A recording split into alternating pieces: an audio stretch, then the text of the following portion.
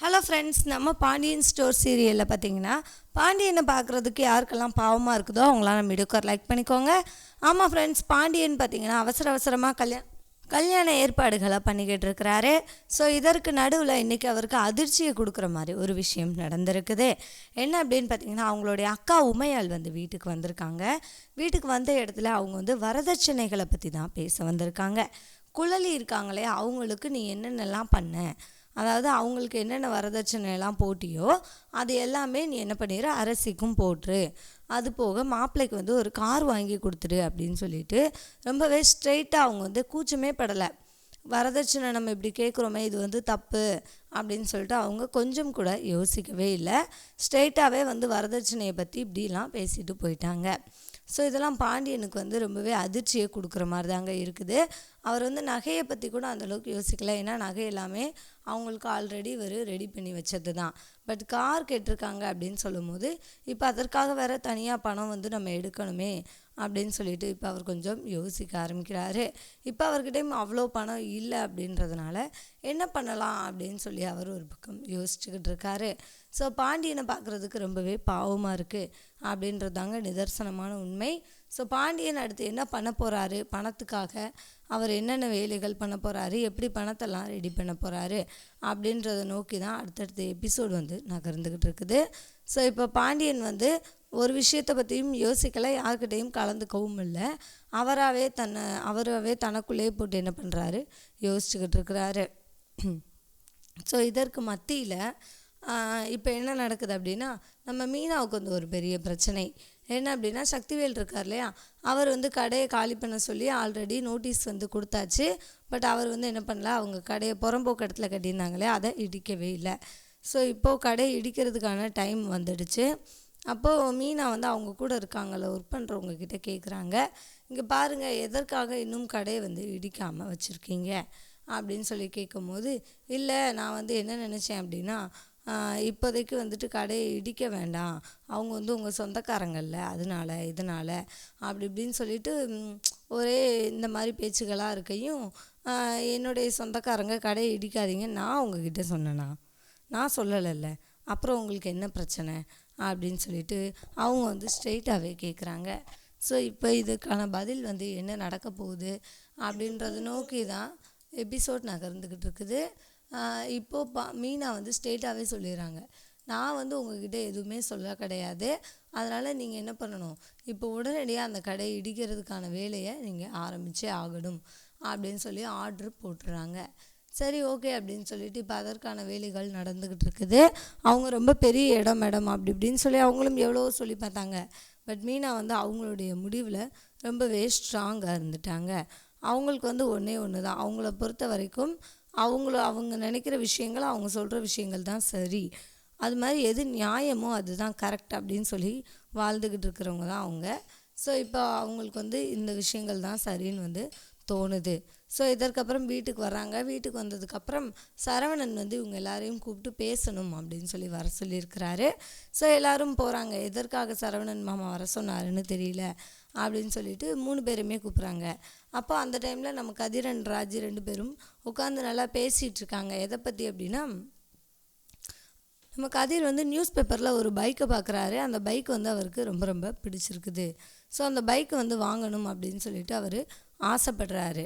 So bike நீங்கள் வாங்கினா நான் கூட உங்களுக்கு வாங்கி தரேன் அப்படின்ற விஷயத்தை இவங்க சொல்கிறாங்க. ஸோ இப்போ இதற்கெல்லாம் இவங்க என்ன பண்ண மாட்டேங்கிறாங்க, ஒத்துக்க மாட்டேங்கிறாங்க. இல்லை இதெல்லாம் நானே வாங்கிக்கிறேன் அப்படின்ற மாதிரி அவர் சொல்லிடுறாரு. இல்லை நீங்கள் எப்படி வாங்குவீங்க, நாங்களே வாங்கி தரோம் அப்படின்ற மாதிரி இவங்க சொல்லிக்கிட்டு இருக்காங்க. ஸோ அதுதான் இன்றைக்கி எபிசோடில் நடந்தது. ஸோ அதற்கப்புறம் என்ன நடந்தது அப்படின்னு சொல்லி பார்த்திங்கன்னா, சரவணன் இதற்காக நம்ம ஏதாவது ஒரு சொல்யூஷன் கண்டுபிடிச்சே ஆகணும் அப்படின்னு சொல்லிட்டு அவர் ஒரு பக்கம் யோசிக்கிறாரு. அதான் மாமா எல்லாத்தையுமே கல்யாணத்தை கிராண்டாக பண்ணணுன்ற எய்மில் தானே இருக்கார், அவர் பார்த்துக்க மாட்டாரா அப்படின்னு சொல்லி இவங்க எல்லாரும் பேசிக்கிட்டு இருக்கும் போதே இப்போ இவர் என்ன சொல்லிடுறார் அப்படின்னா, இல்லை இப்போ நான் என்ன சொல்ல வரேன் அப்படின்னா, இந்த கல்யாணம் நம்மளுடைய விருப்பப்படி நடக்கணும் அப்படின்றதான் நம்மளுடைய ஆசை.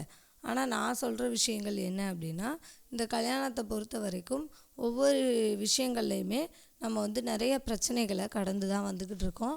ஸோ அதனால் இப்போ நம்ம வந்து அப்பாவுக்கு ஏதாவது உதவி பண்ணியே ஆகணும் அப்படின்னு சொல்லி அவர் வந்து சொல்கிறாரு. ஸோ என்ன பண்ண போகிறாங்க, எப்படி அவங்க தன்னுடைய அப்பாவான பாண்டியனுக்கு உதவி பண்ண போகிறாங்க அப்படின்றத நோக்கி தான் எபிசோட் நகர்ந்துக்கிட்டு இருக்குது. ஸோ இப்போ இதற்கப்புறம் 3 பேரும் லேடிஸ் எல்லோரும் சேர்ந்து பேசிகிட்டு இருக்காங்க, என்ன பண்ணலாம் அப்படின்னு சொல்லிட்டு. இவங்க ஒரு பக்கம் யோசனையாக தான் இருக்கிறாங்க. ஸோ எது எப்படி அவங்க இப்போதைக்கு அரசியுடைய கல்யாணம் பிரச்சனைகள் இல்லாமல் கல்யாண வேலைகள் எல்லாம் நடந்துக்கிட்டு தான் இருக்குது. ஸோ இதற்கப்புறம் அடுத்து என்ன நடக்க போகுது அப்படின்றது தான் நமக்கு ஒன்றும் புரியலை. ஸோ என்ன பண்ண போகிறாங்க அப்படின்றத நம்ம வெயிட் பண்ணி பார்க்கலாங்க. அடுத்தடுத்து வர எபிசோட் ரொம்பவே சுவாரஸ்யமாக இருக்க போகுது அப்படின்றதுல மாற்று கருத்தே இல்லைங்க. ஸோ என்ன பண்ண போகிறாங்க அப்படின்றத நம்ம வெயிட் பண்ணி பார்ப்போம்.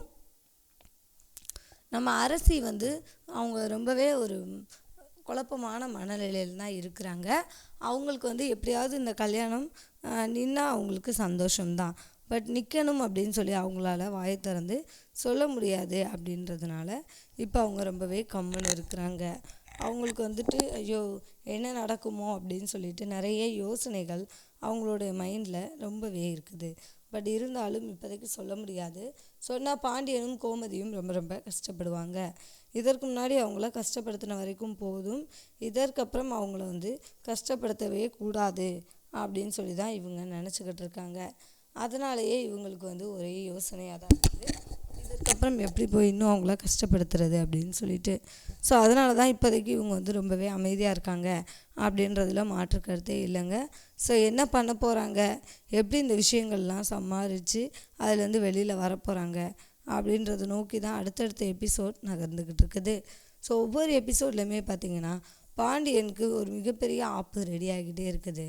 இப்போ வந்து கார் கேட்டிருக்காங்க இல்லையா, இதில் வந்து சதீஷ்க்கு எந்த விதமான உடன்பாடுமே இல்லை. சதீஷ் முகத்துக்கு நேராகவே அவங்க அம்மாக்கிட்டேயே கேட்குறாரு, இங்கே பாருங்கம்மா, இப்போ இந்த காருக்கு என்ன குறைச்சல், நம்மளால் நினச்சா இன்னொரு கார் வாங்க முடியாதா? முடியும்டா அப்படின்ற மாதிரி சொல்கிறாங்க.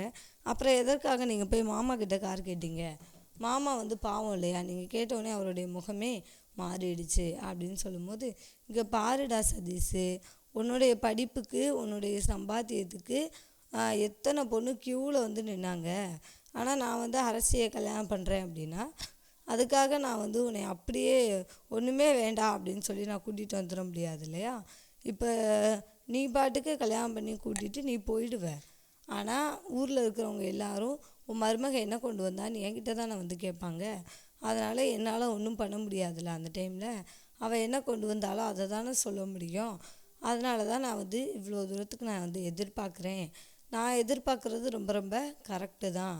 எனக்கு அவ்வளோ பணம் வந்தால் தான் எனக்கு என்ன ஆகும், கரெக்டாக இருக்கும் அப்படின்ற விஷயங்களையும் இவங்க வந்து வெளிப்படையாகவே சொல்கிறாங்க. ஸோ இப்போ என்ன பண்ண போகிறாங்க, இந்த விஷயங்கள்லாம் எப்படி கடந்து வரப்போகிறாங்க அப்படின்றத நோக்கி தான் எபிசோட் நகர்ந்துக்கிட்டு இருக்குது. ஸோ என்ன பண்ண போகிறாங்க அப்படின்றத நம்ம வெயிட் பண்ணி பார்க்கலாங்க. மீனா, அரசி இவங்க எல்லாருக்குமே வந்து ஒரே பதட்டமாக தான் இருக்குது. என்னடா இது, திடுதுப்புன்னு கல்யாணம் ஏற்பாடு பண்ணாங்க, திடீர்னு ஒரே வாரத்தில் கல்யாணங்கிறாங்க அப்படின்னு சொல்லிட்டு இவங்க எல்லாருக்குமே யோசனைகள் பல மாதிரியாக தான் போய்கிட்டு இருக்குது.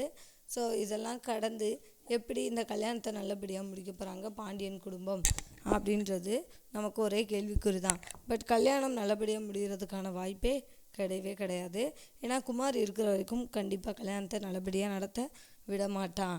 அதே மாதிரி குமார் தனியாக இருந்தாலே அவன் வந்து ரொம்பவே கிரிமினலாக யோசித்து கேவலமான வேலைகள்லாம் பண்ணிக்கிட்டு இருப்பான். இப்போ அவங்க அப்பாவுடைய மூளை, அதாவது சக்திவேலும் இவங்க கூட இருக்கிறதுனால, உறுதுணையாக இருக்கிறதுனால எந்த அளவுக்கு வேணாலும் போகிறதுக்கு அவங்க ரெடியாக இருப்பாங்க அப்படின்றதுல மாற்று கருத்தே இல்லை. அன்னைக்கு கல்யாணம்னு சொன்ன அன்னைக்கே வந்துட்டு பொண்ணை எப்படியாவது தூக்கிட்டு வந்து கூட என்ன பண்ணிடு, தாலி கட்டிடு அப்படின்னு சொல்லி இந்த ஒரு அப்பாவாக அவர் வந்து இந்த மாதிரிலாம் சொல்லியே கொடுக்கக்கூடாது. பட் அவர் வந்து என்ன பண்ணுறாரு, இந்த மாதிரி கேவலமான விஷயங்கள் தான் சொல்லி கொடுத்துக்கிட்டு இருக்காரு. ஸோ எது எப்படியோங்க இன்றைக்கி எபிசோடில் நடந்த முக்கியமான விஷயங்கள் இவ்வளோதாங்க. தேங்க்யூ ஃபார் வாட்சிங். இந்த வீடியோ உங்களுக்கு பிடிச்சிருந்துச்சுன்னா மறக்காமல் லைக் பண்ணிக்கோங்க.